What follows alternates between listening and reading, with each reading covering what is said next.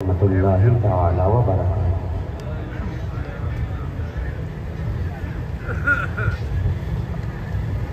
میں تمامی حضرات سے گزارش کروں گا، جیسا کہ میں نے پہلے بھی آپ سے کہا، باہر کافی لوگ کھڑے ہیں، اگر آپ کے آگے جگہ کی گنجائش ہے تو تھوڑا تھوڑا درست شریف پڑھتے ہوئے آگے آ جائے، آپ تھوڑا آگے کھنچ کے، تاکہ پیچھے آنے والے کو جگہ مل سکے۔ کافی یہ بڑا جلسہ ہے، میدان بھی ماشاء اللہ کافی بڑا ہے، لیکن ایک کثیر تعداد ہے یہاں پر، آپ کافی جگہ خالی پڑی ہے، مجھے یہاں سے نظر آ رہی ہے، جو یہ خلا ہے اسے آپ پور کر دیں پہلے، اور پیچھے آنے والے بھی آرام سے بیٹھیں، اور پانی کا انتظام دونوں طرف ہے، کوئی افراتفری نہ کریں۔ ایک گزارش، اگر سمجھ مسلم سماج سستان شہر بالوترا یعنی کمیٹی کے افراد خصوص بالعموم جملہ مسلمان کو مبارکبادی کے مستحق ہیں۔ چونکہ ویڈیوز میں کراتا نہیں، آڈیو یعنی ریکارڈنگ کی جا سکتی ہے، جائز ہے۔ اگر ویڈیو نہ کیا جائے تو بہتر ہے، اور کوئی کرے گا تو میں یہاں اور آخرت میں ذمہ دار نہیں ہوں، ذمہ دار وہ ہے جو کرتا ہے۔ چونکہ میں مسلک اعلیٰ حضرت مسلک امام اعظم ابو حنیفہ کا پیروکار ہوں، حضور محدث کبیر فرماتے ہیں کہ اگر تبلیغ دین ویڈیوز کے ذریعے ہوتا ہے تو ویڈیوز کو چالو کیا جائے، آوازیں بند کر دی جائیں، اور آواز کے ذریعے اگر تبلیغ دین ہے تو آواز ہی کو پھیلایا جائے، ویڈیوز کو بند کیا جائے۔ مجھے معلوم ہے کہ یہاں پہ ریکارڈنگ سرکاری محکمے کی وجہ سے کی جا رہی ہوگی، لیکن آواز کی ریکارڈنگ بھی ان کے وہاں قابل قبول ہے۔ بہرحال میں پھر سلام کرتا ہوں جتنے لوگ میرے رسول صلی اللہ علیہ وسلم پر جلوہ فرمائے، علماء، فقہاء، حفاظ، قراء، ائمہ اور سمست مسلم سماج شہر بالوترا کے جملہ مسلمان مرد و عورت، چھوٹے بڑے بوڑھے جوان، جو لوگ میری آواز سن رہے ہیں، سب کی بارگاہ میں خوشیوں کے پربہار موقع پر آمد سرکار صلی اللہ علیہ وسلم کے اس عظیم الشان میلاد النبی صلی اللہ علیہ وسلم کے جلسے سے میں سلام پھر سے کرتا ہوں، جواب عنایت ہو تاکہ میں اپنی تقریر کی شروعات کر سکوں۔ السلام علیکم ورحمۃ اللہ تعالی وبرکاتہ۔ وعلیکم السلام ورحمۃ اللہ تعالی وبرکاتہ۔ مجھ سے پیشتر خطاب اور مجھ سے پیشتر بہت ساری آپ نے نعتیں سنی، تھوڑی دیر تک مجھے آپ بخوشی سننے کی کوشش کریں۔ دوسری چیز یہ ہے کہ افراتفری کا ماحول نہ بنائیں، جب تک آپ سنیں دل جمعی سے سنیں، اور پھر انشاءاللہ ان قریب ہی وقت اور اوساط سعید آئے گی کہ ہم سلام پڑھ کے پیارے نبی کی بارگاہ میں خراج عقیدت پیش کریں گے۔ الحمدللہ الحمدللہ الذی ابدأ الافلاک والارضین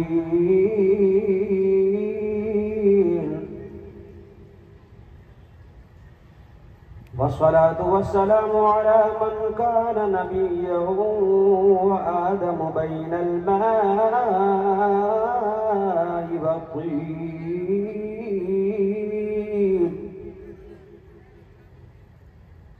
وعلى آله وأصحابه وأزواجه وذرياته وأهل بيته أجمعين.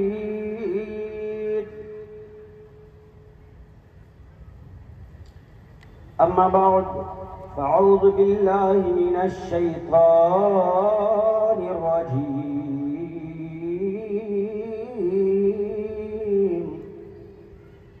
بسم الله الرحمن الرحيم.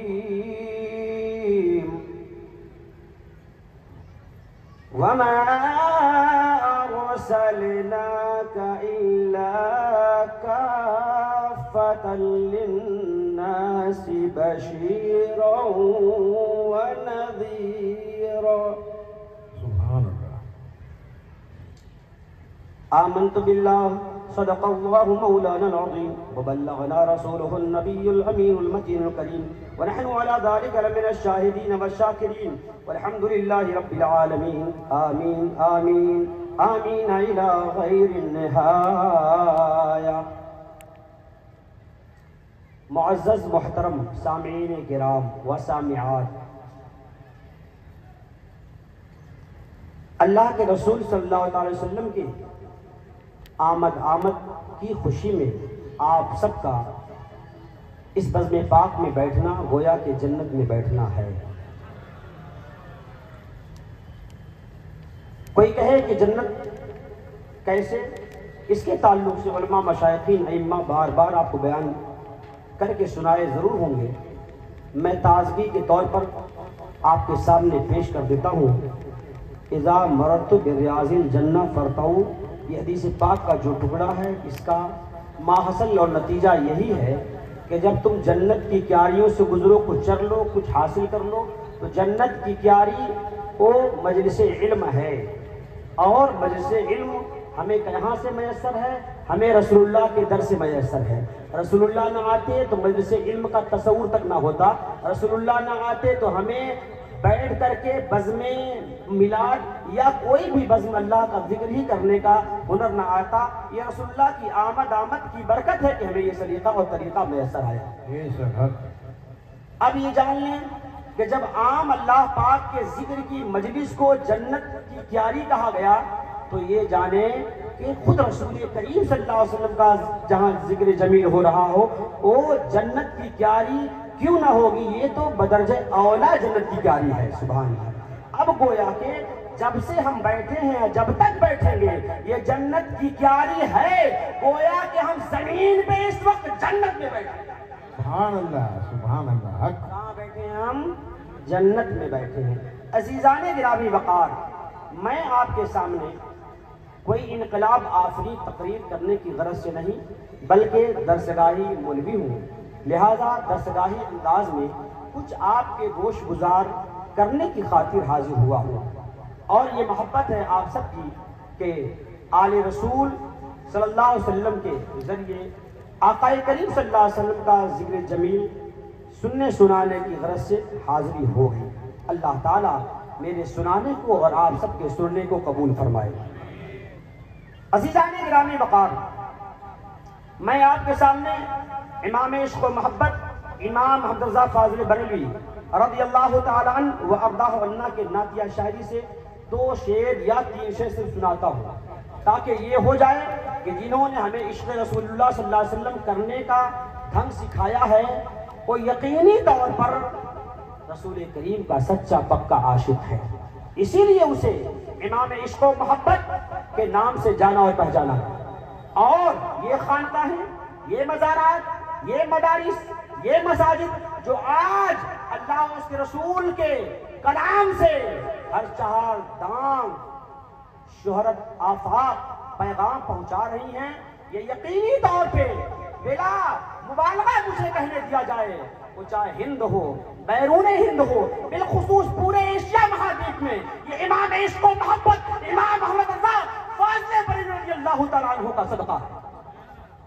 آپ کہو گے پھر اس کے مطلب اس کے علاوہ ان کے علاوہ عالم نہیں تھے؟ نہیں تھے، علماء تھے، فقہاء تھے، حفاظ تھے، قرہ تھے، آپ سے پہلے امام عشق و محبت سے پہلے مجدد الفسانی امام احمد سرہندی رضی اللہ تعالیٰ عنہ نے بھی یہ کام کیا، تجدیدی کارنامہ انجام دیا۔ ہر دور میں ہوتے ہیں یزیدی فتنے، ہر دور میں شبیر جنم لیتے ہیں، شبیر کا غلام کہیا کر کے اللہ اس کے رسول کا پیغام عام کرتا ہے، اور مسلمانوں کے اندر کمی کو، کوتاہی کو دور کر کے، اصلاح کر کے اسے اللہ اس کے رسول سے قریب کر کے چلا جاتا ہے۔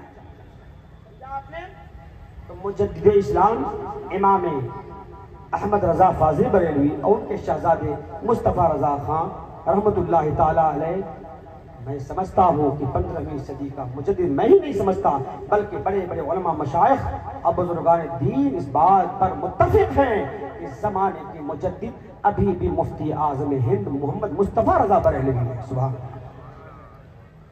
عزیزان گرامی وقار، میں 2 سے 3 شعر سناتا ہوں اعلیٰ حضرت، اور اس کے بعد خود انشاءاللہ تعالی ایک دو شعر فقیر قادری سنائے گا اپنے کہے ہوئے، اور اس کے بعد پھر جس آیت کریمہ کو میں نے آپ کے سامنے پیش کیا ہے، اس آیت کریمہ کے تحت کچھ باتیں بیان کروں گا، اور پھر میں بتا دوں گا اس چیز کو کہ مکہ شریف افضل ہے، مدینہ شریف افضل ہے، لیکن دونوں میں جو افضلیت مدینہ المنورہ کو ہے وہ مکہ کو نہیں۔ آپ کہو گے وہ کیسے؟ اس لیے کہ مکہ کی تعظیم، مکہ کی توقیر، مکہ کا وقار، مکہ کی عظمت کو بتانے والی ذات مدینے میں آرام فرما رہی ہے، اور وہ ذات کوئی اور نہیں ہے، میرے اور آپ کے آقا محمد رسول اللہ صلی اللہ علیہ وسلم ہیں، جن کا نام نامی اسم گرامی آسمانوں پہ احمد ہے، زمین میں محمد ہے۔ جس طریقے سے اللہ پاک کے 99 نام ہیں، ایسے ہی اللہ تبارک و تعالیٰ نے اپنے فضل و کرم سے محمد صلی اللہ علیہ وسلم کے بھی 99 نام۔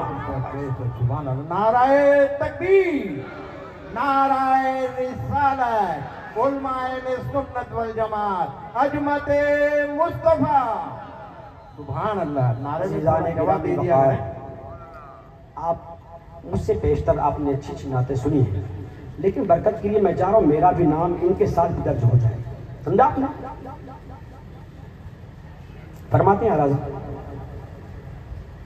صبح طیبہ میں ہوئی بٹتا ہے بڑا نور کا، صدقہ لینے نور کا آیا ہے تارا نور کا، میں گدا تو بادشاہ، میں گدا تو بادشاہ، میں گدا تو بادشاہ، بھر دے پیالہ نور کا، میں گدا تو بادشاہ، بھر دے پیالہ نور کا، نور دل دونا تیرا دے ڈال صدقہ نور کا، گدا تو بادشاہ، بھر دے پیالہ نور کا، تیری نسل پاک میں ہے بچہ بچہ نور کا، تیری نسل پاک میں۔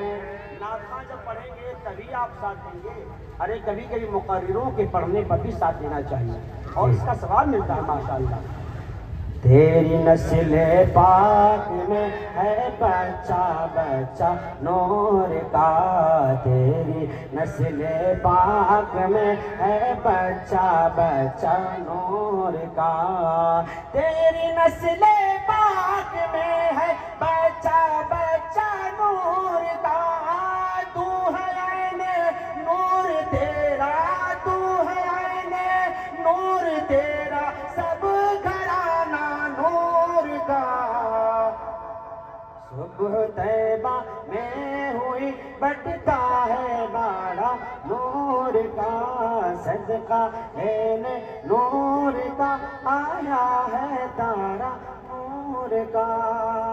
میں نے برکت کے لیے آراز کے 2 اشعار پڑھے ہیں، اور پھر میں اپنے کہے ہوئے 2 اشعار سناتا ہوں، جس کو استاذ گرامی حضور بحر العلوم کو میں نے سنا ہے، سنیں گے آپ؟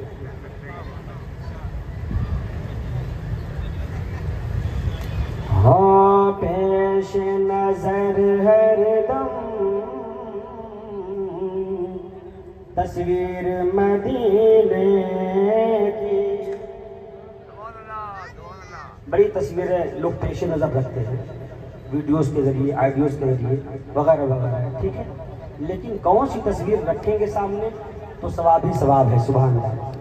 ہو پیش نظر ہر دم تصویر مدینے کی، سینوں میں فروزاں ہو تنویر مدینے کی، سینوں میں فروزاں ہو تنویر مدینے کی، اس در کی رسائی تو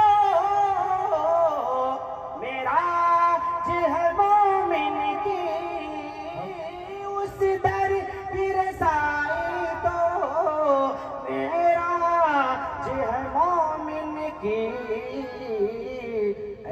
کاش بنے کوئی، اے کاش بنے کوئی تدبیر مدینے کی، اے کاش بنے کوئی تدبیر مدینے کی، ہو پیش نظر ہر دم تصویر مدینے کی۔ عزیزان گرامی وقار اشعار بہت زیادہ ہیں، میں برکت کے لیے آپ کے سامنے سنایا اس لیے تاکہ میں بھی شامل ہو جاؤں اور آپ کو یہ احساس نہ ہو کہ نعت پاک صرف سنانے آئے ہیں۔ درود پاک پڑھیے اللہم صلی علی سیدنا مولانا محمد و آلہ الف الف مرہ۔ عزیزان گرامی وقار، اللہ کے رسول صلی اللہ علیہ وسلم اس خاکدان گیتی پر تشریف نہیں لائے تھے ظاہراً، اس کے بہت زمانہ پہلے اللہ کے رسول صلی اللہ علیہ وسلم کی آمد کا تذکرہ انبیاء مرسلین نے اپنے اپنے زمانے کے اعتبار سے کیا۔ عزیزان گرامی وقار، آدم علیہ نبینا علیہ السلام سب سے پہلے نبی اور سب سے پہلے دنیا کے انسان ہیں۔ ہم آدمی ہیں، آدم ہی کی اولاد ہیں، اس لیے کہ جس کے اندر آدمیت ہوتی ہے اسی کو کہا جاتا ہے کہ آدم کی اولاد ہیں۔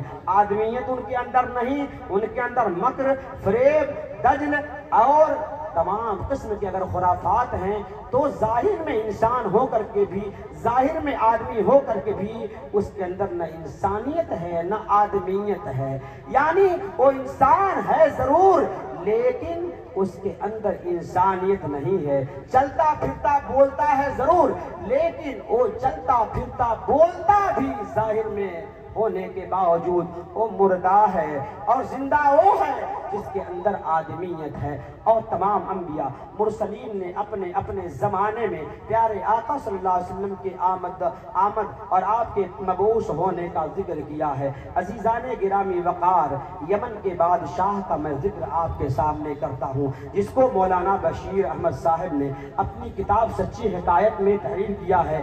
آپ نے سچی حکایت میں بھی ذکر کیا ہے اور آپ نے تاریخ ابن کثیر کے حوالے سے تحریر کیا ہے، اور میں نے اور بھی متعدد کتابوں میں اسے پڑھا ہے۔ عزیزان گرامی وقار، یمن کے بادشاہ طبع اول حمیری جس کا دوسرا نام جو اصل نام ہے وہ یہ ہے طبع بن وردہ۔ عزیزان گرامی وقار، یہ وہ شخص ہے جو اپنے وقت کے بڑے بڑے بادشاہوں میں ایک بڑا بادشاہ رہا ہے، یعنی 2 4 5 ایسے بادشاہ جو بہت مشہور و معروف رہے اپنے زمانے میں، ان مشہور و معروف بادشاہوں میں یہ طبع اول حمیری بہت مشہور و معروف بادشاہ گزرا ہے۔ عزیزان گرامی وقار، یہ اپنے دوست احباب اور اپنے ساتھ علماء اور صلحاء کی جماعت تقریباً 550 لوگوں کے ساتھ لے کر کے اپنے ملک سے چلا تھا، اور چلنے کے بعد اس نے سوچا تھا کہ بہت سارے علاقوں پر فتح کروں گا، بہت سے علاقے اور بہت سے مملکتوں کو اپنے زیر نگی کیا بھی۔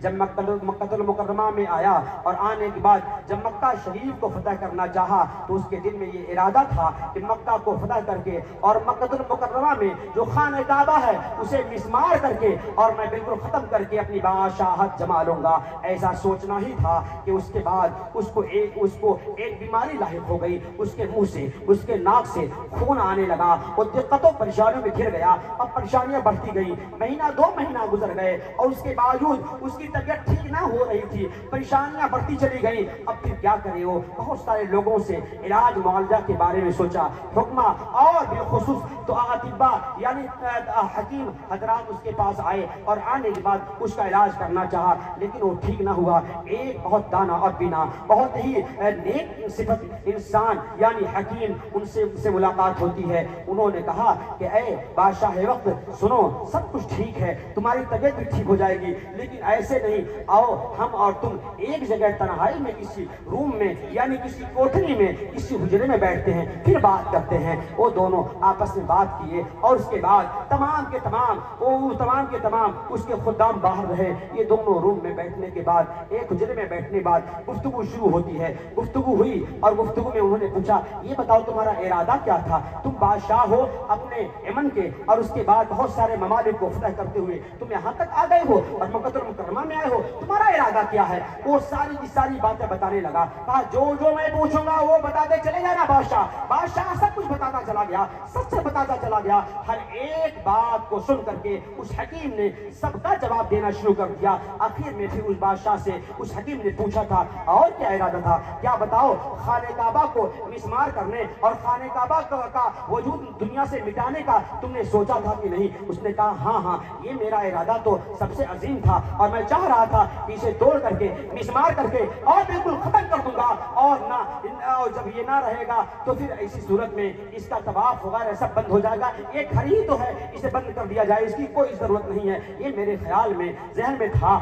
سنو, جب سے تو نے یہ منحوس خیال کیا ہے اسی وقت سے تمہارے ناکوں سے خون آ رہا ہے, تمہارے منہ سے خون آ رہا ہے, تبھی سے تم پریشان حال ہو. سنو, سچی توبہ کر لو, اس لیے کہ یہ گھر کوئی اور گھر نہیں ہے. اس گھر کو اللہ پاک نے اپنے نبی حضرت آدم کے ذریعے اس دنیا میں بنایا ہے. یہ اللہ پاک کا گھر ہے. اللہ پاک کے گھر کو تم گرانے چلے ہو, لہذا تم زندہ نہ رہو گے اور تم مر جاؤ گے اگر ایسا ارادہ ہے تو. اس نے کہا ہاں ایسا ہے. پھر اس نے اپنے اس ارادے سے بعد آ کر کے توبہ استغفار کیا اور پھر یہ ارادہ کر لیا کہ میں اگر ٹھیک ہو گیا تو خانہ کعبہ کے ارد گرد بسنے والوں کی خیریت بھی لوں گا اور انہیں اچھی طریقے سے تحفہ تحائف پیش کر کے اور انہیں بخوشی ضیافت ان کی کر کے میں جاؤں گا.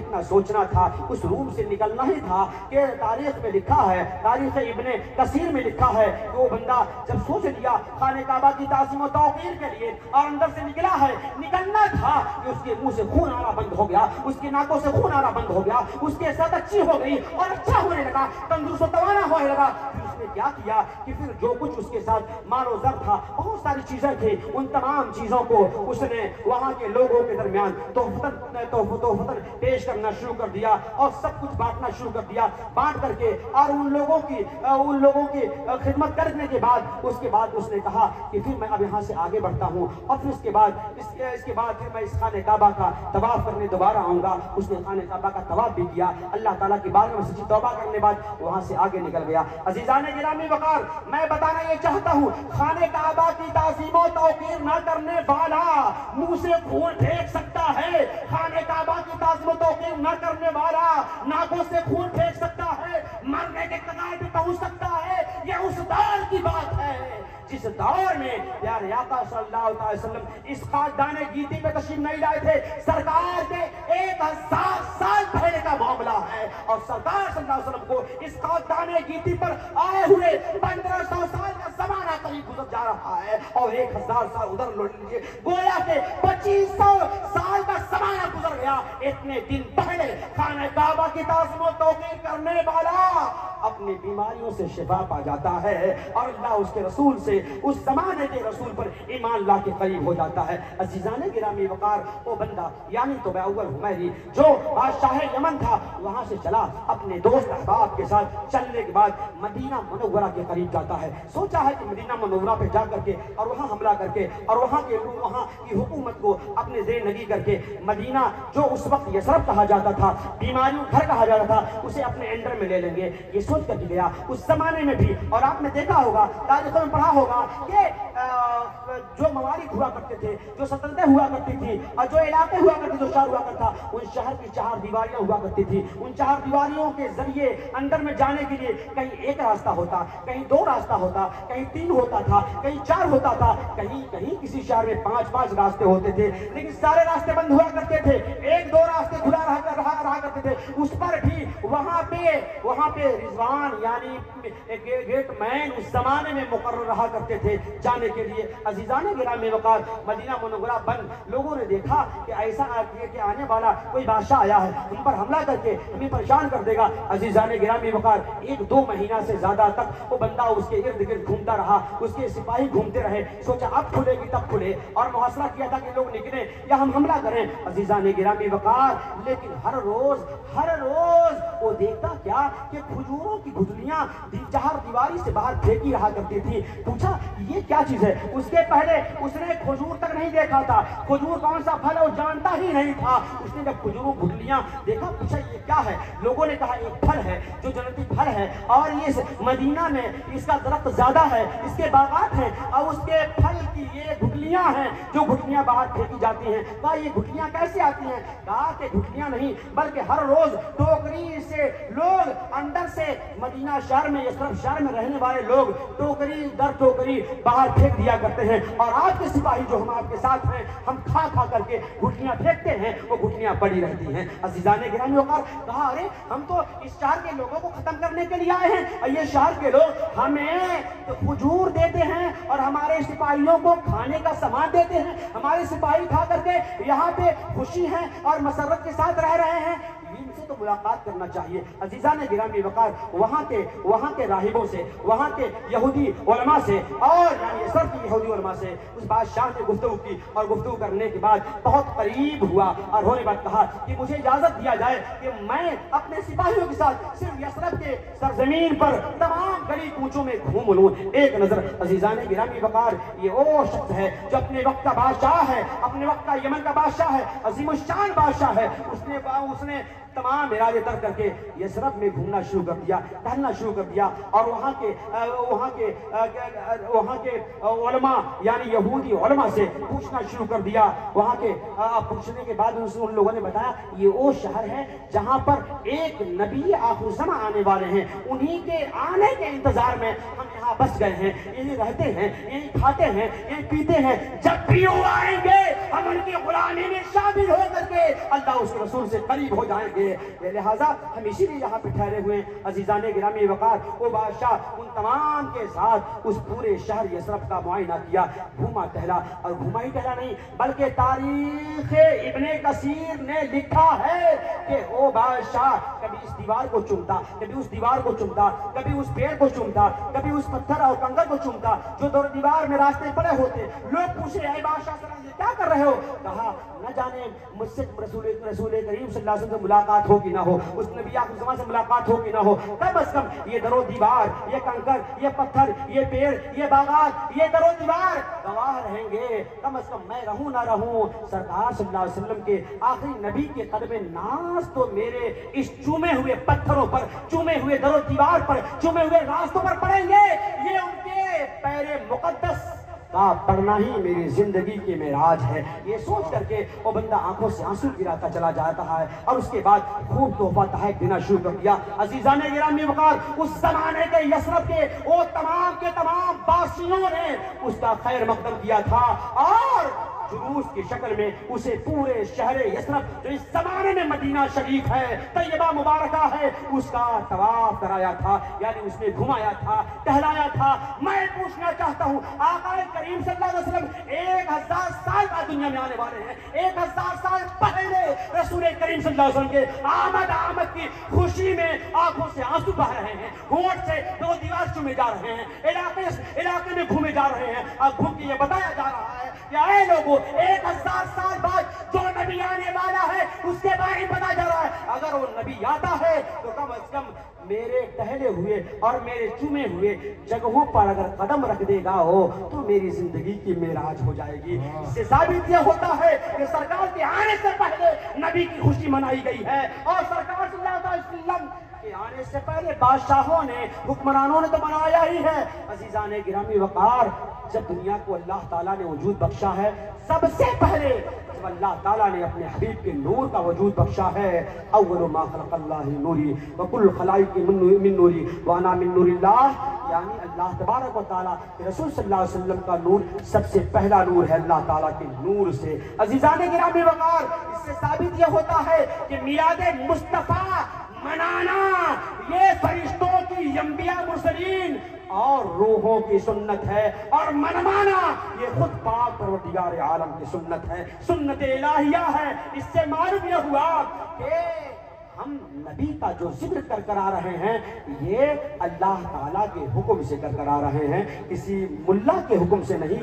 اللہ پاک کے حکم سے کر رہے ہیں۔ درود پاک پڑھیے، اللہ رب محمد صلی اللہ علیہ وسلم نحن عباد محمد صلی اللہ علیہ وسلم صلاۃ و سلام علیک یا رسول اللہ صلی اللہ علیہ وسلم۔ اس تاریخ کا بہت بڑا حصہ ہے، اگر میں بیان کروں تو گھنٹوں لگ جائے، بہت مختصر میں کچھ مخصوص باتیں اور بتا کے آگے بڑھ جاتا ہوں۔ عزیزان گرامی وقار، طبع اول حمیری یہ وہ بادشاہ ہے جس بادشاہ نے جب دیکھا کہ یہاں پہ آقا کریم صلی اللہ علیہ وسلم کے آنے کے آثار بتائے جا رہے ہیں تو اس نے کہا تھا اے لوگوں تم سب کے سب یہاں پر رسول کریم صلی اللہ علیہ وسلم کے مقدس شہر میں رک جاؤ، جو آخری نبی ہیں تو رکنے کے لیے ان کے ساتھ آنے والے صلحاء اور علماء اور فضلاء میں ایک ایسے فاضل جلیل آئے تھے جن کو شامول کہا جاتا ہے، اس زمانے کے بہت بڑے آدمی تھے۔ شامول سے جناب ملک حمیری نے طبع اول حمیری نے کہا تھا کہ آپ یہاں پر رہیں اور آپ کو میں ایک خط دے دیتا ہوں، اس خط کو آپ محمد بن عبداللہ صلی اللہ علیہ وسلم کی بارگاہ میں دے دیجئے گا، لیکن اگر آپ نہیں رہیے گا تو آپ اپنی آل و اولاد میں اسے باضابطہ نسل بعد نسل تحریر کر کر کے ایسے دینے کے لیے حکم دے دیجئے گا تاکہ محمد ابن عبداللہ آخری نبی جب دنیا میں تشریف لائیں تو میرا یہ خط، میرا یہ رسالہ مبارکہ اللہ کے رسول صلی اللہ علیہ وسلم کی مبارک دست پاک میں پہنچ جائے۔ عزیزان گرامی وقار، 400 بڑے بڑے محلات اور بہترین گھر اس بادشاہ نے بنوائے۔ ان 400 گھروں کو بنانے کے بعد ان تمام گھروں کو 400 جو علماء صلحاء آئے تھے انہیں دے دیا اور کہا آپ رہیے اور پیارے آقا صلی اللہ علیہ وسلم کے آنے اور آمد کا انتظار کیجئے۔ پھر اس کے بعد کچھ بغاوتیں شروع ہو گئی یمن میں، اس بادشاہ نے پھر یمن کا رخ کیا اور چلا گیا، لیکن وہ شامول عالم دین اور ان کا خاندان وہاں رک گیا۔ ایک زمانہ یعنی 1000 سال کے بعد اسی زمین پر محمد بن عبداللہ صلی اللہ علیہ وسلم کا جب مدینہ منورہ میں، مدینہ مکہ المکرمہ میں وجود مسعود ہوتا ہے، آپ اس ظاہری دنیا میں تشریف لاتے ہیں تو وہاں سے جب زمانہ آیا آپ کی ہجرت کا اور ہجرت کر کے جب مدینہ منورہ میں تشریف لائے ہیں تو آپ کو میں بتا دوں طلع البدر علینا من ثنیات الوداع وجب الشکر علینا ما دعا للہ داعی ارسل اللہ تعالی اور وغیرہ وغیرہ کلمات خیر ان بچیوں نے دب بجا بجا کر سرکار کی آمد کی خوشیاں منائی تھی۔ اے اسلامی بھائیوں، اس سے ثابت یہ ہوا طبع اول حمیری نے اپنی غلامی کا ثبوت 1000 سال پہلے جلوس محمدی کے شکل میں، نبی کے ذکر میں گھوم گھوم کر موجود نہیں ہے رسول اللہ ظاہر میں، وہ خوشی منایا اور غلامی کا ثبوت پیش کیا۔ 1000 سال کے بعد جب عرب کی زمین پر مکہ المکرمہ سے سرکار ہجرت کر کے مدینہ تشریف لاتے ہیں تو وہی مدینہ شریف کی سرزمین ہے جہاں کی چھوٹی چھوٹی بچیاں، چھوٹے چھوٹے بچے اپنے چھتوں پر، راہوں پر اگل بغل کھڑے ہو کر کے سرکار صلی اللہ علیہ وسلم کے آمد کی خوشی کے گیت گا رہے ہیں۔ عزیزان گرامی وقار، اور پھر اس کے بعد گیت جب گایا گیا تو عزیزان گرامی وقار لوگ کہیں حضور اللہ میرے وہاں تشریف لائیے، کوئی کہے میرے وہاں، کوئی کہے میرے وہاں۔ آقا کریم نے شاہ فرمایا میری اونٹنی، میری سواری جہاں بیٹھ جائے وہاں عزیزان گرامی وقار ایک جگہ اونٹنی بیٹھ جاتی ہے، میرے آقا صلی اللہ علیہ وسلم ابھی بیٹھے ہی ہیں، میرے آقا صلی اللہ علیہ وسلم بیٹھے ہی ہیں، اونٹنی بیٹھی، تھوڑی دیر کے بعد پھر اونٹنی کھڑی ہو گئی، اونٹنی کھڑی ہونے کے بعد کچھ دور جاتی ہے، پھر گھوم کر کے پھر وہیں آئی، پھر بیٹھ جاتی ہے۔ اب اونٹنی جب بیٹھ گئی، جس طریقے سے کسی سواری کو اتارا جاتا ہے اس نے اپنے سر کو زمین پر رکھ دیا، گویا کہ بتانے لگی یا رسول اللہ آپ کی یہی جگہ ہے جہاں آپ رکنا چاہتے ہیں۔ آقا کریم صلی اللہ علیہ وسلم پھر اترتے ہیں اور اترنے کے بعد آپ نے ارشاد فرمایا کہ یہ کون سی جگہ ہے، کس کا گھر ہے؟ لوگوں نے کہا یہ ابو ایوب انصاری کا گھر ہے۔ عزیزان گرامی وقار، جملہ اس زمانے کے عشاق سرکار مدینہ کی بارگاہ میں حاضر ہو جاتے ہیں۔ ابو ایوب انصاری نے اپنے غلام ابو یعلا کو کہا کہ جاؤ اور جا کر کے تحفہ جو محمد بن عبداللہ کی بارگاہ میں پیش کرنے کے لیے رکھا گیا ہے لاؤ اور دے دو۔ عزیزان گرامی وقار، ابھی وہ تحفہ ابو یعلا نے لا کر کے دیا نہیں تھا، سامنے آئے اور آنے کے بعد سرکار کی بارگاہ میں ابھی سلام ہی عرض کیا تھا، غلامی کا ثبوت ہی پیش کیا تھا۔ میرے آقا سید عالم ابو صلی اللہ علیہ وسلم جو دلوں کی خبر رکھتے ہیں، محبت کرنے والے لوگوں کی محبت کو سرکار صلی اللہ علیہ وسلم خوب جانتے ہیں، کیونکہ سرکار صلی اللہ علیہ وسلم کو اللہ تبارک و تعالیٰ نے غیب کا علم عطا فرمایا ہے۔ سبحان اللہ، میرے آقا دلوں پہ خبر رکھتے ہیں۔ عزیزان گرامی وقار، پیارے آقا نے شاہ فرمایا، اے ابو یعلا وہ خط لاؤ جس کو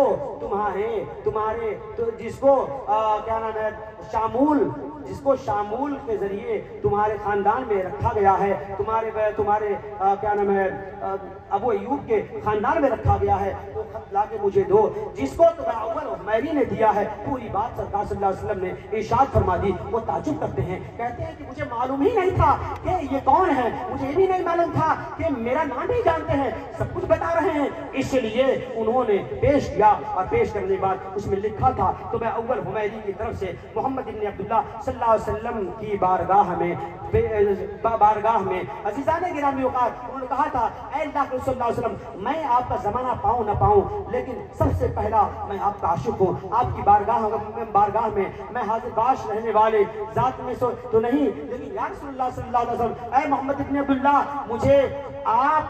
میں نے آپ پر ایمان لایا اور آپ کے امت میں سب سے پہلا مجھے مسلمان قبول فرمائیے اور مجھے اپنے ساتھ جنت الفردوس میں جگہ عطا فرمائیے، اور مجھے امید ہے اے اللہ کے رسول میری اس درخواست کو اس رسالے کے ذریعے آپ قبول فرمائیں گے۔ عزیزان گرامی وقار، میرے آقا دو جہاں کے داتا صلی اللہ علیہ وسلم فرمایا تھا کہ اے میرے بھائی اخی صالح، اے میرے صالح بھائی، میرے آقا نے سرکار صلی اللہ علیہ وسلم نے انہیں صالح بھائی، نیک بھائی کہا اور سلام بھی قبول فرما لیا۔ اس سے معلوم یہ ہوتا ہے کہ رسول کریم صلی اللہ علیہ وسلم اس خاکدان گیتی پہ تشریف لائے تو اللہ تعالیٰ نے ان کو چھپی ڈھکی چیزوں کی خبر بھی عطا فرمایا تھا، اور میرے آقا جانتے ہیں کل کیا ہوا، آج کیا ہو رہا ہے اور کل کیا ہونے والا ہے۔ اس سے ثابت یہ ہوتا ہے اے لوگوں کہ مدینہ منورہ میں حضرت ابو ایوب انصاری کے گھر ٹھہرنا میرے آقا صلی اللہ علیہ وسلم کو خوب معلوم ہے۔ 1000 سال پہلے خط جو رکھا گیا تھا وہ خط سرکار تک پہنچا، سرکار نے خود مانگ لیا اور مانگ کر کے پہلا مسلمان انہیں ہونے کا شرف عطا کر دیا۔ یہ اللہ تعالیٰ کے رسول صلی اللہ علیہ وسلم کو اختیار اللہ تعالیٰ نے دیا ہے، اسی لیے اختیارات نبوت صلی اللہ علیہ وسلم کہا جاتا ہے۔ درود پاک پڑھیے۔ آخر میں 2 باتیں بتا کے میں ختم کرتا ہوں۔ اللہم صلی علی سیدنا شفیعنا مولانا محمد وآلہ الف مرہ۔ عزیزان گرامی وقار، آدھا گھنٹہ ہوا ہے، کم از کم مجھے ابھی آدھے گھنٹے سے زیادہ بولنا ہے۔ درود پاک پڑھیے۔ اللہ رب محمد صلی اللہ علیہ وسلم، نحن عباد محمد صلی اللہ علیہ وسلم، صلاۃ و سلام علیک یا رسول اللہ، صلاۃ و سلام علیک یا حبیب اللہ صلی اللہ تعالی علیہ وسلم۔ اس سے معلوم یہ ہوا کہ تاریخ پر گہری نظر علماء، قراء، حفاظ، ائمہ، محدثین، مفکرین کی تو ہوتی ہی ہے۔ اگر آپ ان سے قریب ہو جائیں تو آپ کو بھی تاریخ سے قربت ہو جائے گی، آپ بھی جان جائیں گے کہ محمد ابن عبداللہ صلی اللہ علیہ وسلم کی آمد اس جہان آب و گل میں کیوں گر ہوئی، اور میرے آقا صلی اللہ علیہ وسلم کی رحمت کس طریقے سے عام تر ہے۔ رحمت رسول پاک کی، رحمت رسول پاک کی، بولیں گے تو بولوں گا اور میں ایک شعر پڑھتا رہوں گا۔ رحمت رسول پاک کی، رحمت رسول پاک کی ہر شے میں عام ہے، رحمت رسول پاک کی ہر شے میں عام ہے، رحمت رسول پاک کی ہر شے میں عام ہے، ہر گل میں ہر شجر میں، ہر گل میں ہر شجر میں محمد کا نام ہے، ہر گل میں ہر شجر میں محمد کا نام ہے، رحمت رسول پاک کی۔ عزیزان گرامی وقار، اللہ کے رسول صلی اللہ تعالی علیہ وآلہ وسلم اس خاکدان گیتی پہ تشریف لائے۔ اللہ تبارک و تعالیٰ خود قرآن مقدس میں صاف ارشاد فرماتا ہے وَمَا أَرْسَلْنَاكَ إِلَّا كَافَّةً لِلنَّاسِ بَشِيرًا وَنَذِيرًا۔ اے میرے محبوب، اے میرے حبیب، آپ کو میں نے لوگوں کے لیے بشارت دینے والا، درس سنانے والا بنا کر بھیجا۔ سبحان اللہ۔ ٹھیک ہے، بشارت سے مراد، خوشخبری سے مراد یہ ہے کہ تم قولو لا الہ الا اللہ تفلحوا، تم سب کے سب لا الہ الا اللہ کہو، فلاح پا جاؤ، یعنی تمہیں سورگ جنت مل جائے۔ سمجھا آپ نے؟ اور درس سنانے والا، اگر تم نے قولو نہیں یعنی لا الہ الا اللہ نہیں کہا، اللہ کو ایک نہیں مانا، رسول کریم صلی اللہ علیہ وسلم کو اس کا نبی اور آخری پیغمبر نہیں مانا، اللہ تعالیٰ عزل کے وحدانیت اقرار نہیں کیا، رسول اللہ صلی اللہ علیہ وسلم کے رسالت کو نہیں جانا مانا، تو یہ جان لو کہ تم فلاح نہیں پانے والے ہو، بلکہ در سنانے سے مراد یہ ہے اب تم سورگ میں نہیں، تم نرک میں جانے والے ہو، تمہیں نرک ہی میسر۔ اب آپ کہو گے کہ سورگی کب ہوں گے آپ، اور سورگی ہونے کے لیے کچھ طریقے بتائے جائیں۔ بہت سارے مذاہب اور بہت سارے دھرم اس خاندان گیتی پر موجود ہیں، اپنے اپنے زمانے کے اعتبار سے ہر ایک دھرم اور مذہب اپنے مذہبیت کے حقانیت پر دلیلیں پیش کرتا ہے، لیکن محمد ابن عبداللہ صلی اللہ علیہ وسلم نے جو دھرم اور مذہب اللہ تعالیٰ کے کرم اور فضل سے اس کے دینے سے جس کی بنیاد رکھی ہے، آپ بانی اسلام ہیں، آپ نے جس دھرم اور مذہب کی بنیاد رکھی ہے اسی دھرم اور مذہب کا نام مذہب اسلام ہے۔ ان الدین عند اللہ اسلام، اللہ پاک کے نزدیک سب سے زیادہ پسندیدہ دین اگر کوئی ہے تو دین اسلام ہے، اور دین اسلام یقینی طور پر تمام دین، تمام ادیان، تمام مذاہب، تمام دھرموں سے اعلیٰ اور افضل اور بہتر اور حق اور صحیح ہے۔ اب آپ کہیں گے صحیح ہے تو پھر اس صحیح ہونے میں بھی بہت سارے گروہ ہیں، بہت ساری جماعتیں ہیں، ہر ایک جماعت اپنے اعتبار سے حق اپنے آپ کو ثابت کرتی ہے اور کہتی ہے کہ میں حق پر ہوں۔ پھر کیسے ثابت ہوگا کہ اللہ کے رسول صلی اللہ علیہ وسلم نے جو ڈر سنایا ہے، اللہ کے رسول صلی اللہ علیہ وسلم نے جو بشارتیں دی ہیں، ان بشارتوں کے اعتبار سے، ڈر سنانے کے اعتبار سے کس طریقے سے یہ ثابت ہوگا کہ اللہ تبارک و تعالیٰ جل شانہ من والہ کی بارگاہ میں ہم اور آپ صحیح طور پہ پہنچ جائیں، اور ہم نرکی نہ ہو سورگی ہو جائیں، ہم جہنمی نہ ہو جنتی ہو جائیں۔ عزیزان گرامی وقار، فار ایگزامپل، مثال کے طور پر میں ایک بات آپ سے پوچھنا چاہتا ہوں، انہی آپ لوگوں میں سے ایک بچے کو میں کھڑا کرتا ہوں، آپ چشمہ لگائے ہیں اور آپ کے بغل میں کوئی بچہ، ذرا مجھے ادھر دکھائیے اس بچے کو، بیٹا ذرا کھڑے ہو جاؤ، کھڑے ہو جاؤ، ارے ماروں گا نہیں بیٹا، کھڑے ہو جاؤ۔ یہ بچہ بہت چھوٹا سا ہے، بہت چھوٹا بچہ ہے نا۔ میری اسلامی ماں بہنیں پردے میں ہیں، اب پردہ بہت ضروری ہے، سرکار نے پردے کا بھی حکم دیا اور پردہ کیا کرایا، اور پردے کے ذریعے اللہ کے رسول صلی اللہ علیہ وسلم نے عورتوں کی عزت و وقار و عظمت کی بلندی کی معراج کا کر دی۔ سبحان اللہ، ٹھیک ہے۔ میں انشاءاللہ اسلامی بہنوں کے تعلق سے جن باتیں ضرور بتاؤں گا، لیکن یہ بچہ کھڑا ہو گیا، میں اس بچے کو کہتا ہوں کہ یہ بچہ پروفیسر ہے۔ کیا کہا میں نے؟ علماء کرام بڑی ذمہ داری سے آپ کی بارگاہ میں عرض ہے، میں نے کہا یہ بچہ پروفیسر ہے۔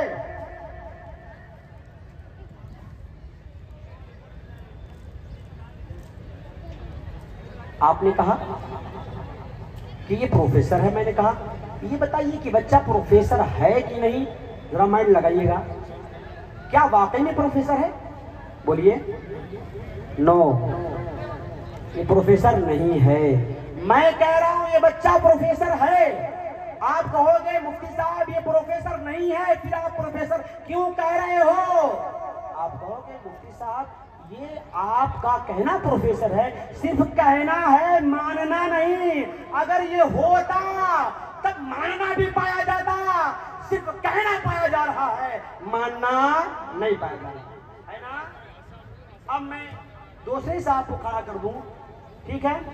اتفاق سے یہ جو حضرات ہیں اس کے بغل میں جو کیمرہ وغیرہ کا استعمال ہو رہا ہے اس کے بغل میں اسلامی بھائی ہے داڑھی والے، چچا بھیا آپ ذرا کھڑے ہو جائیے 1 منٹ کے لیے۔ بابو تم بیٹھ گئے بہت جلدی، ارے سارا پیسہ تم کو دے دوں گا بیٹا، کھڑے ہو جائیے، ٹھیک ہے؟ عزیزان گرامی وقار، یہ کھڑے ہوئے ہیں، میں ان کو کہہ رہا ہوں یہ اپنے وقت کے MBBS MD اور بہترین DM ڈاکٹر ہے۔ میں نے کہہ دیا ڈاکٹر، کیا یہ ڈاکٹر میں مانا؟ مائنڈ لگائیے، دماغ لگائیے، میں ڈاکٹر مانا؟ میں نے کہا یہ ڈاکٹر، میں نے کہا یہ بچے کو پروفیسر، میں نے کہا کہ قاری صاحب صرف قاری ہی نہیں ہیں، مولانا نظام الدین مدینہ واسی کے صرف امام نہیں ہیں، یہ تو پورے انڈیا کے پرائم منسٹر کا عہدہ وزیر اعظم ہے۔ آپ کہیں گے مفتی صاحب آپ کا صرف کہنا ہے ماننا نہیں ہے، ٹھیک ایسے اس زمانے میں باطل مذاہب کے ماننے والے بہت سارے گروہوں میں بٹنے والے محمد صلی اللہ علیہ وسلم کو نبی کہتے ہیں، نبی مانتے نہیں، نبی مانتے اس وقت جب نبی کریم سید عالم عرب و عجم صلی اللہ علیہ وسلم کے ظاہر کو بھی باطن کو بھی مان لیتے اور نبی کو دنیا میں رہنے کے وقت بھی زندہ سمجھتے اور بعد وصال بھی زندہ سمجھتے۔ اسی لیے اگر جاننے اور ماننے والی اگر کوئی جماعت ہے تو وہ ہوا اہل سنتی و جماعت، صرف اہل سنت و جماعت ہے، اسی کو اس زمانے میں مسلک امام اعظم ابو حنیفہ رضی اللہ تعالیٰ عنہ کا آئینہ دار کہا جاتا ہے، اسی کا نام اس زمانے میں مسلک اعلیٰ حضرت۔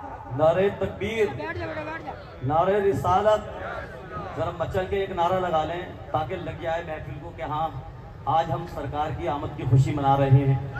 نعرہ تکبیر، نعرہ رسالت، سرکار کی آمد، رسول کی آمد، سردار کی آمد، اچھے کی آمد، سالار کی آمد، سچے کی آمد، مختار کی آمد، بشیر کی آمد، غمخوار کی آمد، نذیر کی آمد۔ ہاتھ اٹھائیں ذرا بول مچل کے بولے سبحان اللہ۔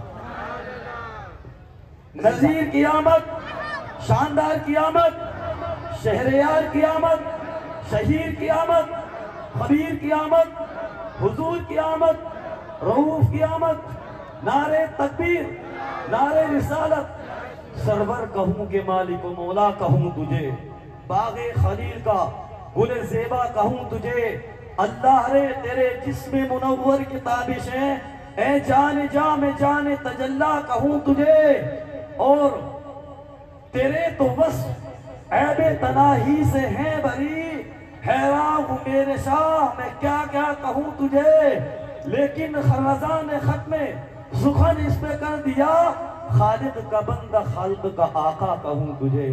عزیزان گرامی وقار، اللہ کے رسول صلی اللہ تعالی علیہ وآلہ وسلم کی ذات پاک بے مثال ہے، اس لیے اس زمانے میں اگر ایمان و عقیدے کی درستگی کے ساتھ کوئی صحیح اور سالم مسلمان ہے دنیا میں تو اللہ تعالیٰ عزل کی بارگاہ میں گستاخی نہ کرنے والا، تمام انبیاء مسلم پر ایمان رکھنے کے ساتھ ساتھ پیارے آقا صلی اللہ علیہ وسلم کی شان میں گستاخی نہ کرنے والا، اور ساتھ ہی ساتھ تمام اولیاء اللہ کو ماننے کے ساتھ ساتھ تمام اولیاء اللہ کے ذریعے دعائیں قبول ہوتی ہیں اس کا یقین رکھنے والا، اور اللہ تبارک و تعالیٰ جل شانہ من والہ کی بارگاہ میں پہنچنے کے لیے پاک صاف نفوس قدسیہ کو اپنا وسیلہ بنا کر کے دعائیں مانگنے والا، اگر اس زمانے میں ایسا مسلمان ہے تو مسلمان حق پر ہے، سچ پر ہے، اور اسی مسلمان کو مسلمان کہا جاتا ہے۔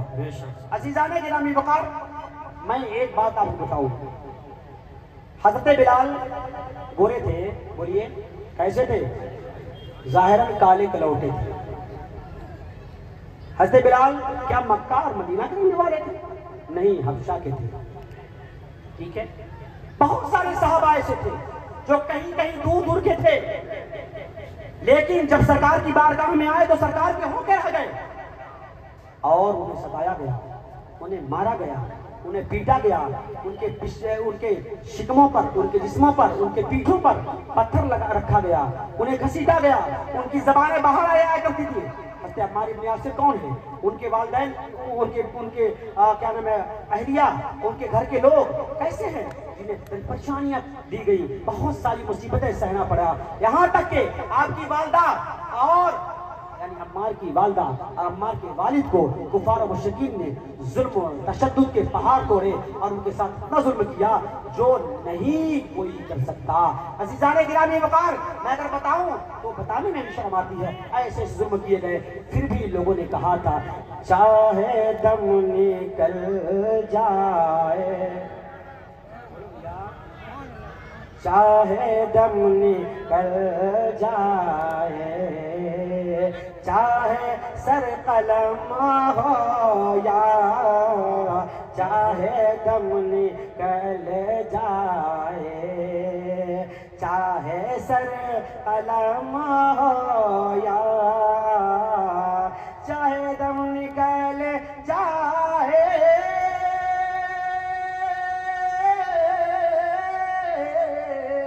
چاہے دم نکل جائے اور چاہے سر قلم ہو یا لب سے میرے نکلے گا لا الہ الا اللہ، لب سے میرے نکلے گا لا الہ الا اللہ، لب سے میرے نکلے گا۔ اسلام میں نہ کوئی کالا ہے، نہ کوئی گورا ہے، نہ کوئی اونچ ہے، نہ کوئی نیچ ہے، نہ کوئی چھوٹا ہے، نہ کوئی بڑا ہے، نہ کوئی امیر ہے، نہ کوئی غریب ہے۔ اسلام مساوات کا پیغام دیتا ہے، سب برابر ہیں۔ آپ غور کرو، حضرت بلال کہاں کے، سلمان فارسی کہاں کے، سب سرکار کے در پہ آئے، سب کو رسول اللہ نے اپنے قریب بٹھایا اور سب کو ابوبکر صدیق کے سامنے برابر کا مقام دیا، عمر فاروق کے سامنے برابر کا مقام دیا، عثمان غنی کے سامنے برابر کا مقام دیا، حضرت علی کے سامنے برابر کا مقام دیا۔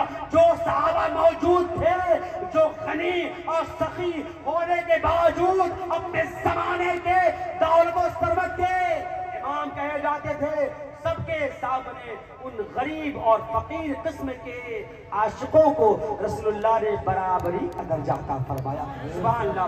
استاذی مرشدی حضور بحر العلوم رحمت اللہ تعالیٰ علیہ یعنی مفتی عبدالمنان اعظمی رحمت اللہ تعالیٰ علیہ نے فرمایا، اے لوگوں، بلال کالے تھے، بلال ظاہر میں بالکل لوگوں کی نظر میں، کفار و مشرکین کی نظر میں بدصورت تھے، معاذ اللہ بولیے بدصورت لوگوں کی نظر میں۔ الحمدللہ جس کا دل ایمان سے منور ہو، نبی کی محبت سے منور ہو، اس کا ظاہر نہیں دیکھا جاتا، اس کا دل اور اس کا عمل دیکھا جاتا ہے۔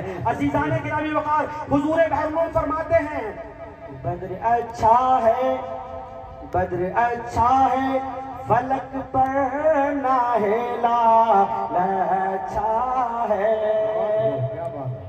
بدر اچھا ہے، بدر اچھا ہے، بدر مانے چاند، ہلال مانے چاند اور بدر مانے جان لیجئے، ارے بھائی بدر اور ہلال یہ دو ہے نا، ٹھیک ہے، کوئی چاند ہوگا، کوئی سورج ہوگا، کوئی ستارے ہوں گے ہی نہ ہوں گے۔ فرما رہے کیا، بدر اچھا ہے، فلک پر ناہلا اچھا ہے، بدر اچھا ہے، فلک پر ناہلا اچھا ہے، چشم بینا ہو تو، چشم بینا ہو تو دونوں سے بیلا اچھا ہے، چشم بینا ہو تو دونوں سے بیلا اچھا ہے، چشم بینا ہو تو۔ مطلب یہ ہے کہ بلال نے عشق رسالت معاب میں اس طریقے سے اپنے آپ کو بسا لیا تھا کہ بلال ابوبکر صدیق، عمر، عثمان و غنی وغیرہ کے قریب برابر بیٹھنے کا حق رکھنے لگے۔ الحمدللہ رب العالمین، اللہ تبارک و تعالیٰ کے رسول صلی اللہ علیہ وسلم کی شریعت یعنی دین اسلام میں کسی کو جھوٹ چھاٹ بھید بھاؤ کا حق حاصل نہیں ہے۔ اگر وہ ادنا چمار برادری کا کوئی ہو، ادنا اگر رزیل برادری کا کوئی ہو، اگر وہ مسلمان ہو جاتا ہے، کلمہ لا الہ الا اللہ پڑھ لیتا ہے، تو اس کے لیے بشارت ہے کہ وہ اب اعلیٰ خاندان اور اعلیٰ مزاج کے گھرانے میں شادی کر سکتا ہے۔ اور اگر عالم بھی بن گیا تو علم و فضل کی بنا پر نبی کا نائب اور نبی کا غلام اور نبی کا وارث کہا جانے لگا۔ سبحان اللہ۔ اور صرف یہی تک نہیں ہے، سرکار فرماتے ہیں صلی اللہ علیہ وسلم، اگر کوئی عالم دین ہو گیا تو علم و فضل اور وراثت انبیاء کے بنا پر، میرا وارث ہونے کے بنا پر میری بیٹی، میری شہزادی سے وہ شادی کر سکتا ہے، اگرچہ وہ علم و فضل سے پہلے، اگرچہ وہ اسلام لانے سے پہلے بالکل رذیل قسم کے خاندان کا رہا ہو۔ ایمان لانے کے بعد، کلمہ طیبہ پڑھ لینے کے بعد، اللہ کے رسول کے حکم کے مطابق عالم دین بن لینے کے بعد اب اس کا مقام و مرتبہ اتنا بلند ہے کہ آل رسول سے بھی وہ شادی کر سکتا ہے۔ یہ ہے اسلام۔ ایسا اسلام اور ایسا دھرم، ایسا مذہب، ایسا کوئی سماج ہو پوری دنیا میں تو لاؤ، نہیں ہے۔ جب نہیں ہے تو جو سچ ہے، حق ہے، اسی کو اختیار کر کے دامن مصطفیٰ میں آؤ۔ فرماتے ہیں علامہ مولانا مفتی بدر الدین احمد قادری رضوی یعنی گورکھپوری، جن کی مزار پاک بڑھیا ضلع بستی میں ہے، گورکھپور کے سرزمین کے آپ پیداوار ہیں۔ آپ کی بہت ساری کتابیں جو مدارس اسلامیہ میں چلتی ہیں، علماء فقہا پڑھتے ہیں، جواہر المنطق ہے، فیض الادب ہے، اور اس کے ساتھ ساتھ تعمیر ادب ایک زبان اردو میں ایسی کتاب ہے جو پورے زبان اردو کے ماننے پڑھنے والے جہاں جہاں سنی عقیدہ ہیں اسے پڑھتے پڑھاتے ہیں۔ آپ فرماتے ہیں کہ بہت بہترین انداز میں فرماتے درود پاک پڑھیے، اللہم صلی علی سیدنا شفیعنا مولانا محمد بارک وسلم، صلاۃ و سلام علیک یا رسول اللہ صلی اللہ علیہ وسلم۔ دامن مصطفیٰ میں آ پائے رسول تھام لے، دامن پیارے رسول کو پکار، پیارے نبی کا نام لے، پیارے رسول کو پکار، پیارے رسول کو پکار، اور پیارے نبی کا نام لے، پیارے نبی کا نام لے، دامن مصطفیٰ میں آ پائے رسول تھام لے، دامن مصطفیٰ میں آ پائے رسول تھام لے۔ آپ کہیں گے سرکار کا پیر کہاں ہے؟ سرکار نے فرمایا نا، جو چاہتا ہے مجھ سے ملاقات کرنا وہ میرے نائبین میرے وارثوں سے ملاقات کرے، مصافحہ میرے نائبین علماء ربانیین سے کرے، مجھ سے مصافحہ ہو جائے گا، ان کی بارگاہ میں بیٹھے، مجھ سے میری بارگاہ میں بیٹھنا ہو جائے گا، ان کا پیر اور ان کا ہاتھ پکڑ لے، گویا کہ محمد ابن عبداللہ کا ہاتھ پیر پکڑنا ہو جائے گا۔ شرط یہ ہے عالم ربانی جان کر جاؤ اور بغیر اس کی تحقیق کیے ہر عالم کے پاس نہ بیٹھو، ورنہ ایمان چلے جانے کا خطرہ ہے۔ اللہم صلی علی سیدنا شفیعنا مولانا محمد وآلہ الفا مرہ۔ عزیزان گرامی وقار، پیارے آقا صلی اللہ علیہ وسلم کی بارگاہ میں ایک صاحب رسول آتے ہیں۔ وہ صاحب رسول آئے اور آنے کے بعد پیارے آقا صلی اللہ علیہ وسلم کی بارگاہ میں بہت ساری باتیں ہونے لگی۔ سرکار کی بارگاہ میں زمانے جاہلیت کی کچھ باتیں وہ سنانے لگے۔ آقا کریم صلی اللہ علیہ وسلم نے فرمایا، بتاؤ زمانے جاہل میں تم کیسے رہا کرتے تھے؟ آقا کریم کی بارگاہ میں عرض کرتے ہیں، یا رسول اللہ یہ نہ پوچھا جائے، اگر پوچھا جائے گا یا رسول اللہ تو میں بہت شرمندہ ہوں، بہت شرمسار ہوں، یا رسول اللہ میں کہہ نہیں سکتا۔ پیارے آقا صلی اللہ علیہ وسلم ارشاد فرمایا، نہیں تو بتاؤ کیسے رہا کرتے تھے زمانے جاہلیت میں؟ انہوں نے نہ چاہ کر کے بھی سرکار صلی اللہ علیہ وسلم نے جب ارشاد فرمایا تو وہ صاحب رسول کہنا شروع کرتے ہیں، یا رسول اللہ صلی اللہ علیہ وسلم زمانے جاہلیت میں نے بڑی غلطیاں کی ہیں، بہت زیادہ غلطیاں کی ہیں، ان تمام غلطیوں کو میں بھول سکتا ہوں، لیکن ایک ایسی कैसी गलती मैंने की है या रसूल अल्लाह सल्लल्लाहु अलैहि वसल्लम, उस गलती को मैं भूल पाता हूँ और उस गलती को मैं ये सोचता हूँ पता नहीं अल्लाह पाक माफ फरमाएगा कि नहीं। या रसूल अल्लाह सल्लल्लाहु अलैहि वसल्लम, वो गलती मेरी माफ की जाएगी कि नहीं। प्यारे आका सल्लल्लाहु अलैहि वसल्लम गैबदान नबी हैं, अंदर की बाहर की सारी बातें सरकार सल्लल्लाहु अलैहि वसल्लम के निगाहे नबूवत में चमक रही हैं, सब मेरे आका देख रहे हैं। फिर मेरे आका फरमाते हैं नहीं तुम कहो। मेरे आका की बारगाह में वो सारे रसूल अर्ज करते हैं या रसूल अल्लाह सल्लल्लाहु अलैहि वसल्लम, मैं तिजारत के लिए गया था, तिजारत में जाने से पहले मेरी कई बच्चियां पैदा हुई थी, उन तमाम बच्चियों को मैंने जिंदा गाड़ दिया था, जिंदा दफन कर दिया था। लेकिन जब मैं तिजारत के लिए जाने लगा तो मेरी बच्ची, मेरी बीवी उस वक्त हमल से थी और मेरी बीवी के पेट में कुछ था। मैं चला गया, जाने के बाद तिजारत से जब मैं आया, कुछ दिनों के बाद जब मैं आया तो देखता क्या हूँ कि मेरे आंगन में एक फूल सी, नन्ही सी, अच्छी सी, खूबसूरत सी बच्ची टहल रही है, बहुत अच्छी लगी। मैंने देखा तो फिर मैं सोचा मेरे घर में बच्ची किसकी पैदा है और कैसी है। मैंने अपनी बीवी से पूछा कि किसकी बच्ची है। बीवी ने मेरे कहा कि पड़ोस की बच्ची है और मेरे पास आती जाती है, टहलती है। कहा कि जो तुम्हारे शिकम में, तुम्हारे पेट में जो बच्चे का मामला था वो कहाँ। कहा कि वो बच्ची कहीं होगी, ये तो बच्ची पड़ोस की है। अजीजान गिरामी वक़ार आका करीम सल्लल्लाहु अलैहि वसल्लम सुनते जा रहे हैं और सहाबी रसूल पाक सल्लल्लाहु अलैहि वसल्लम बारगाह में अर्ज कर रहे हैं या रसूल सल्लल्लाहु अलैहि वसल्लम, उस बच्ची को मेरे आका सल्लल्लाहु अलैहि वसल्लम से अर्ज करते हैं, उस बच्ची को मैंने गोद में लिया, मेरी बीवी ने दिया, मैंने खिलाया और उसे चूमा, उसे चाटा, प्यार किया, मोहब्बत किया। मोहब्बत करने में बड़ा अच्छा लगा। लेकिन उसके बाद जब मैं मोहल्ले में घूमा, देखा तो लोग अपने बच्चियों को जिंदा दरगोर किया करते थे और मैं भी कर चुका था। फिर मैं सोचा कहीं ऐसा तो नहीं मेरी बच्ची हो और जो मेरे घर में घूम रही है, टहल रही है। फिर उसके बाद एक दिन गुजरा, 2 दिन गुजरा, 3 दिन गुजरा, मैंने उस बच्ची को फिर अपने गोद में लिया, फिर खिलाया और फिर प्यार किया। प्यार करने के बाद अपनी बीवी से पूछा ये बता, सच से बता दे, ये बच्ची किसकी है, क्या मेरी तो नहीं। उस औरत ने कहा, यानी उसकी अर्ज करते हैं या मेरी बीवी ने कहा अरे ये बच्ची ही तो है, देखो कितनी सुंदर है, कितनी अच्छी है, इसके चेहरे से तुम्हारा चेहरा मिल रहा है, इसके हाथ पैर से तुम्हारा हाथ पैर मिल रहा है, देखो इसकी खूबसूरती देखो, इसके अंदाज बयान देखो, इसकी दूसरी जबान से अपना नाम देखो, इसकी दूसरी जबान से अपने तुमको और मुझे माँ बाप कहना देखो, कितनी अच्छी तरह देखो, गौर तो करो। वो समझ गया, वो साहबी समझ गए कि ये मेरी बच्ची है, इसीलिए तो मेरी बीवी मुझे बता रही है। कहा तो ये मेरी बच्ची है, तो कहा हाँ। उन्होंने सोचा था कि अब इतनी मोहब्बत 3-4 दिन में, 5 दिन में इनके दिल में आ चुकी है, अब इनको मैं बता दूंगी कि मेरी ही बेटी है और आपकी बेटी है, इसलिए अब कुछ इसके साथ नहीं करेंगे, क्योंकि मोहब्बत ने अब खूब जगह पा ली है। ये सोच कर उन्होंने बता दिया। उसने कहा अच्छा ठीक है, कोई बात नहीं, हाँ बच्ची तो अच्छी है, बड़ी प्यारी है, ये सोच गले से लगाए और फिर अपने साथ रखा।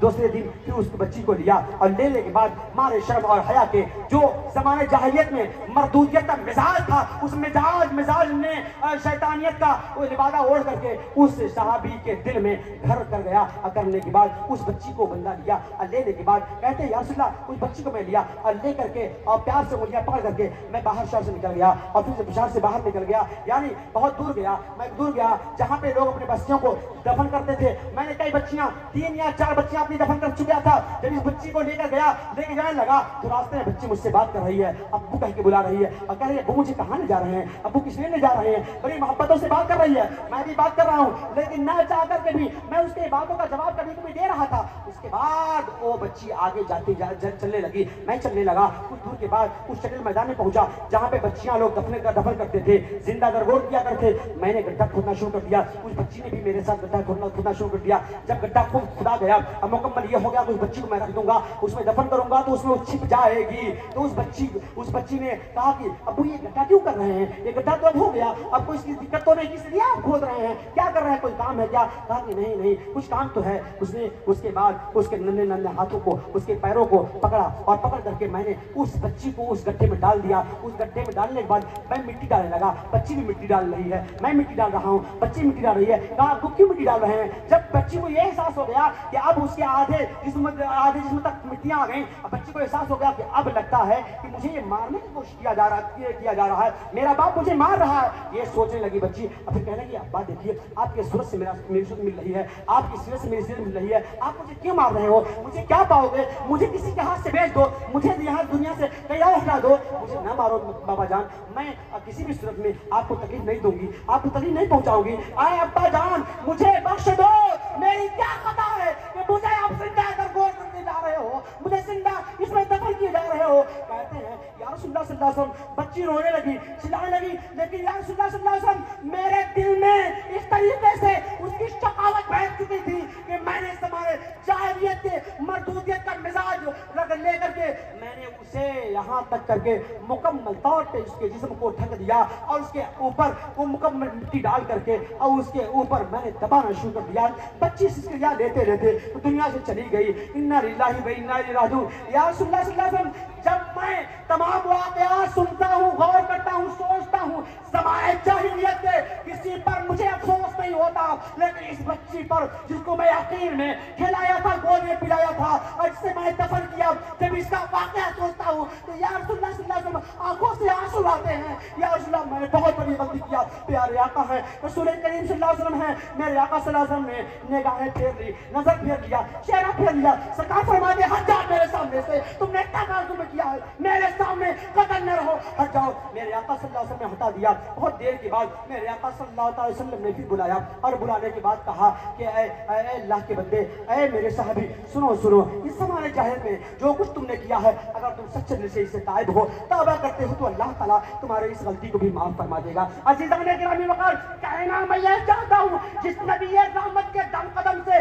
سارے عالم میں بحال ہے، اس نبی پاک کو یہ اختیار ہے کہ اگر کوئی نبی پاک کی بارگاہ کا، اللہ کی بارگاہ کا، اسلام کا گستاخ ہے اور نبی کے دامن میں آ کر کے سچے دل سے تائب ہو کر کے پھر سے کلمہ لا الہ الا اللہ محمد صلی اللہ پڑھ لیتا ہے تو رسول کریم صلی اللہ علیہ وسلم انہیں اپنا ہی نہیں بناتے، جنتی ہونے کی بشارت دے دیتے ہیں۔ اسلامی آپ یہ بتائیے اس زمانے میں ان عورتوں کا کیا مقام تھا؟ یہی مقام تھا جو میں نے بتایا۔ اسی ہندوستان کی سرزمین پر اگر کوئی دولہا انتقال کر جاتا تو نئی نئی دلہن کو اس کے چیتا پہ رکھ کے جلایا جاتا تھا۔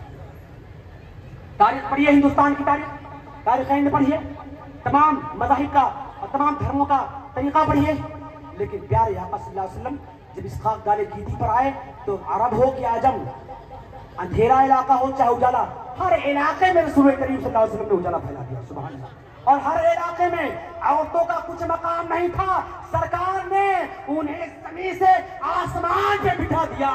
معاملہ یہ ہے کہ جہاں جہاں مرد آگے اغوائی کرتے نظر آ رہے ہیں، ہر اس جگہ عورت بھی اپنا نشان قدم چھوڑتی جا رہی ہے۔ شرط یہ ہے کہ اے اسلامی بھائیوں، اسلام نے جو پردے سے رکھنے کا رہنے کا حکم دیا ہے، اس لیے سونا سے زیادہ قیمتی، جوہر سے زیادہ قیمتی، ڈائمنڈ سے زیادہ قیمتی، دنیا کی تمام دور سے زیادہ قیمتی اگر کوئی اسلام میں چیز ہے تو ہماری اور آپ کی مائیں، بہنیں، بیٹیاں، بہو اور بیویاں ہیں، اس لیے کہ یہ ڈائمنڈ سے زیادہ قیمتی ہیں کہ اگر ان کی عزت ایک مرتبہ چلی جائے گی پوری زندگی پھر وہ عزت واپس نہیں آئے گی۔ اسلام نے اسی لیے انہیں پردے سے رہ کر کے اپنے شوہروں کی خدمت کا حکم دیا ہے، اور یہ بھی اسلام نے کہا ہے اے لوگوں، جس طریقے سے تم اپنی زندگی گزارتے ہو ایسے ہی ہر ضرورت کی چیزیں اپنے بیوی، بچیوں، اپنے ماؤں اور اپنے بہنوں، اپنے خالاؤں، اپنے پھوپھیوں کے لیے اہتمام کرو۔ تمہاری پھوپھیاں، تمہاری خالائیں، تمہاری مائیں اور بہنیں کسی بھی صورت میں کسی بھی طریقے سے پریشانیوں کا شکار نہ ہو، ان کا وقار تمہارے ہاتھوں میں ہے۔ اللہ تبارک و تعالیٰ جل شانہ و من والہ کے حبیب کا آخری پیغام میں سنا کے جاتا ہوں۔ آپ میں کتنے ایسے ہیں جو رسول کریم صلی اللہ علیہ وسلم کی حدیث پاک کے آئینے میں اپنے بہنوں کا حق دیتے ہیں؟ بولیے کتنے حق دیتے ہیں؟ ارے بولیے بھائی، حق دیتے ہیں آپ؟ بشارت یہی ہے کہ نبی پاک کی رحمت کے طفیل ہم رحمتوں میں نہا رہے ہیں۔ ڈر اور خوف یہی ہے کہ شریعت اسے منع کر دیا ہے، اس سے ہم رک جائیں، یہی خوف ہے، ڈر ہے۔ کتنے لوگ دیتے ہیں؟ ذرا حل رائے تو کیا اپنے بہنوں کا حصہ، اپنے زمین جائیداد، اپنے کاروبار، اپنے پیسے بینک بیلنس میں ہم دیتے ہیں جو شریعت کا حکم ہے؟ دیتے ہیں بھائی؟ ہاتھ جاؤ ایسے، ایک دو آدمی بس۔ اللہ رحم فرمائے، یہ بہت بڑا عالمیہ ہے، بیشت ایک مفتی، بزرگوں کے اقوال نہیں، میں اللہ اس کے رسول کا حکم بیان کر رہا ہوں۔ اے لوگوں، اگر آپ کے پاس 2 بیٹا ہے، 1 بیٹی ہے، تو 2 بیٹے کو ڈبل یعنی 2 روپیہ دو، یعنی 2 حصہ دو، اور بیٹیوں کو سنگل، ٹھیک ہے؟